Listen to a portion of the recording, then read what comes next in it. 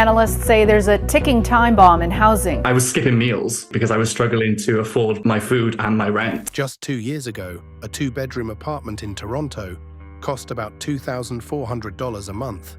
Today, it's sitting at $3,300.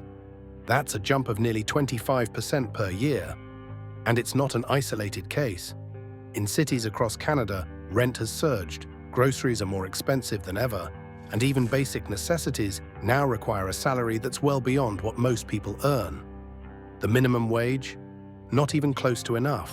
In fact, in most major Canadian cities, a person would need to make at least twice the minimum wage just to afford a 1-bedroom apartment. Buying a home? That's a fantasy for many. In Toronto and Vancouver, the minimum income needed to qualify for a mortgage isn't just higher than average. It's double or triple the median household income. Even those in the top 10% of earners are finding home ownership out of reach. So what's going on here? Canada isn't just going through a housing crisis or a cost of living crisis. It's in the middle of something far more complex, something that also involves geography, decades of policy decisions, and an immigration strategy that, while well-intentioned, might have backfired. What's happening in Canada today isn't just a bump in the road. It's the result of long-term mismatches between people, policy, and place. Canada, on the surface, seems like a vast and spacious country. But here's the catch. Over 80% of the land is covered in boreal forest, tundra, and permafrost. It's stunning, but it's also uninhabitable. Harsh winters, frozen soil, and remote geography make it nearly impossible to build or sustain modern life in most of Canada's landscape. That's why 90% of the population lives within just 160 kilometers of the US border. It's where the climate is slightly milder, the infrastructure is developed, and access to jobs and services is within reach. The problem? That thin southern strip is already crowded. Cities like Toronto, Vancouver, Calgary, and Montreal are packed. And when millions more people are added to those already dense areas, things start to break. Rent goes up, housing becomes scarce, infrastructure gets overwhelmed, and eventually even middle-class families start to feel like there's no place for them anymore. Back in 2015, Justin Trudeau entered office with a message of hope. His leadership style felt refreshing, especially after years of more conservative governance. He was young, charismatic, and drew comparisons to Obama. Canadians responded with enthusiasm. His approval ratings were high, and there was a general feeling of optimism in the air.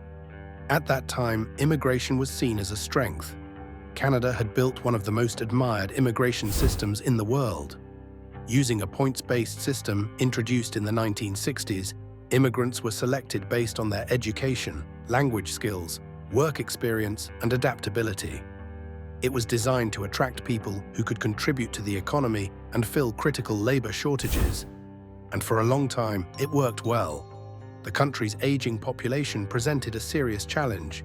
Back in 1971, there were 7 working-age Canadians for every senior.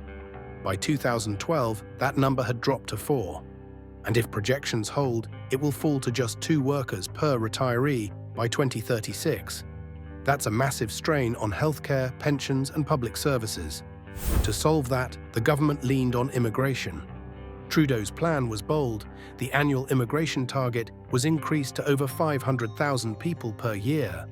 That's one of the highest rates per capita in the world. And this wasn't just about humanitarian intake. Canada was targeting skilled workers, tradespeople, healthcare professionals, and tech talent. The idea was clear: bring in the best, grow the economy, and keep public services afloat. But the plan had a major flaw. Housing development didn't keep up. At the same time as immigration surged, the housing supply lagged far behind. Construction couldn't match the population growth. Developers faced rising costs, limited land, and cold weather construction delays. And zoning laws made things even harder. Most Canadian cities are built around low-density, single-family zoning, which restricts how much can actually be built. The result is a landscape filled with detached homes on large lots, where building anything taller or denser is met with heavy resistance. Local councils often cave to NIMBYism, with residents opposing new apartment buildings or duplexes in their neighborhoods. The permitting process is slow, bureaucratic, and unpredictable. Even when projects are approved, delays in materials, labor shortages, and cold weather limitations push timelines out by years. Developers, facing thin profit margins, often shift focus to luxury condos rather than affordable units. Public housing investments have been sporadic, and federal-provincial coordination on infrastructure has been weak. Many cities simply weren't prepared for the scale of population growth. Transit systems lag behind, making it difficult to develop new neighborhoods far from downtown cores. Meanwhile, land prices in urban areas have skyrocketed, forcing developers to pass those costs onto renters and buyers. Some builders have even shelved projects entirely, citing economic uncertainty.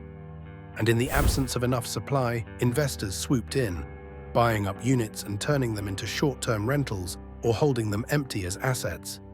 Vacancy rates plummeted, renters had fewer choices and more competition. For many new arrivals, the dream of a fresh start in Canada quickly became a daily struggle just to find a place to sleep. In some cases, students arrived with acceptance letters in hand but had nowhere to live, relying on social media posts and WhatsApp groups to crowdsource basements or shared rooms. It's not uncommon to see listings charging over $1,000 a month for a spot in a shared bedroom. The private market wasn't equipped for this demand, and yet the population kept rising, fast. With little time to adapt, even well-meaning plans started to crack under the pressure. So even as new people arrived, eager to work and contribute, there simply wasn't enough space for them to live. Stories started to emerge. In Brampton, 25 international students were crammed into one basement. In other cities, people were renting mattresses for $800 a month. Just a mattress in a shared room, no privacy. And it wasn't just new arrivals who were struggling. Long-time residents were being pushed out, unable to afford the places they once called home. Even middle-income Canadians began moving to the US in search of affordable living. Some went to Alberta or Nova Scotia, where housing costs were slightly more manageable, but many just left the country altogether. For a nation that once prided itself on being a land of opportunity, this was a massive shift. Geography played a huge role. Northern expansion? Not really an option. The permafrost is a major challenge. It shifts, it melts, and it makes foundations unstable. That means infrastructure costs are astronomical. In Vancouver, the ocean and mountains limit expansion. In Toronto, sprawl bumps into protected greenbelts, while downtown faces opposition to high-rise construction. There just isn't a lot of space left to build, and what land does exist is expensive and politically difficult to develop. Meanwhile, the government kept pushing population growth. Groups like the Century Initiative proposed a vision of 100 million Canadians by the end of the century. That idea was endorsed by politicians and policy advisors close to Trudeau. But critics warned that such ambitions needed to be matched by infrastructure investment, housing, and services. Otherwise, the system would buckle. And that's exactly what started to happen. Healthcare wait times soared. Transit systems became overcrowded. Schools couldn't keep up. Cities declared states of emergency, and public opinion began to shift. Back in 2018, 2/3 of Canadians believed immigration was a good thing. By 2022, that number had started to fall. By 2023, more than half believed immigration levels were too high, and in 2024, that number climbed even higher. Protests broke out, not against immigrants themselves, but against the policies that brought so many people into a system that wasn't ready for them. Housing advocates called for emergency action. Some politicians promised to build millions of new homes, but critics pointed out that promises were easier made than kept. Construction timelines were long, labor was short, costs were high, the number of temporary residents exploded. In 2022, there were 1.4 million. By 2024, that number had doubled to 2.8 million. That included international students, temporary foreign workers, and others who came for short-term opportunities. Many found themselves living in substandard conditions, with few protections and even fewer options. And then came the backlash. Trudeau's popularity plummeted. His approval rating dropped to 33% by late 2024, and only 26% of Canadians still supported him as Prime Minister. In a dramatic policy shift, He acknowledged mistakes and promised to reduce immigration targets to slow population growth. It was a rare admission of error, but for many it was too little, too late. The root of the problem goes back decades. For over 30 years, Canada underinvested in affordable housing. The private market was left to fill the gap, but it never did. Public housing projects stalled, construction costs soared, and when the population started growing at record speed, the system couldn't adapt fast enough. Trudeau wasn't the first leader to face these challenges, but he was the one who chose to massively scale up immigration without first addressing the shortfall in housing, healthcare, and infrastructure. His decision to appoint former Immigration Minister Sean Fraser as Minister of Housing raised eyebrows. Critics argued it was ironic, if not outright irresponsible, to task the person who oversaw the immigration boom with fixing the housing mess that followed.